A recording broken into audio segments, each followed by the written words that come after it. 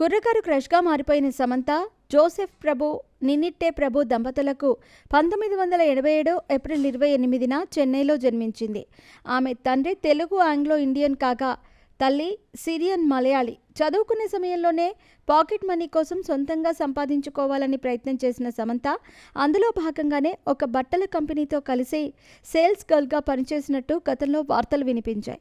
అలా పనిచేస్తున్న సమయంలో ఒక నిర్మాత ఈమెను చూసి హీరోయిన్గా అవకాశం ఇచ్చినట్టు సమాచారం. ఇకపోతే ఒక సాధారణ కుటుంబం నుంచి వచ్చిన సమంత ఎటువంటి సినీ బ్యాక్గ్రౌండ్ లేకుండా చిత్ర పరిశ్రమలోకి అడుగుపెట్టింది.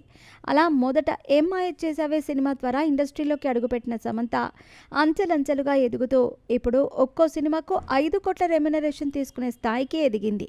హీరోలకు ధీటుగా ఏమాత్రం తీసిపోకుండా వాళ్లతో పోటీ పడుతూ సరిసమానంగా దూసుకుపోతున్న ఏకైక హీరోయిన్గా పేరు సొంతం చేసుకుంది సమంత.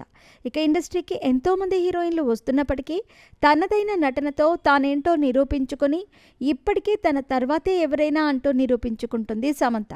ఈరోజు ఆమె పుట్టినరోజు. ఈ సందర్భంగా ఆమె గురించిన ఎన్నో విషయాలు సోషల్ మీడియాలో వైరల్గా మారుతున్నాయి.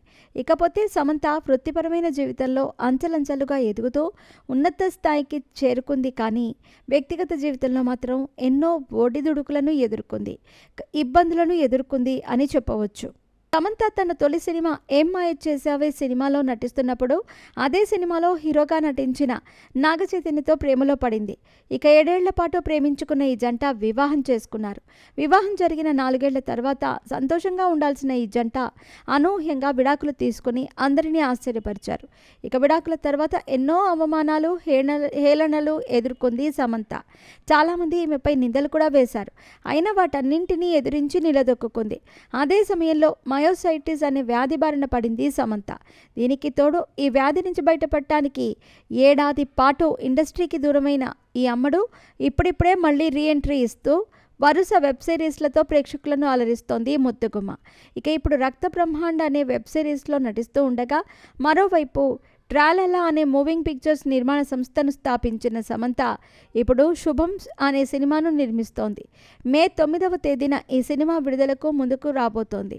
ఏదేమైనా జీవితంలో ఎన్నో ఒడిదుడుకులు ఎదుర్కొని ఇప్పుడు నిర్మాతగా సెటిల్ అవ్వడానికి సిద్ధమవుతోంది సమంత. ఇక ఈరోజు పుట్టినరోజు కావడంతో పలువురు సెలబ్రిటీలు, అభిమానులు ఆమెకు శుభాకాంక్షలు తెలియజేస్తున్నారు.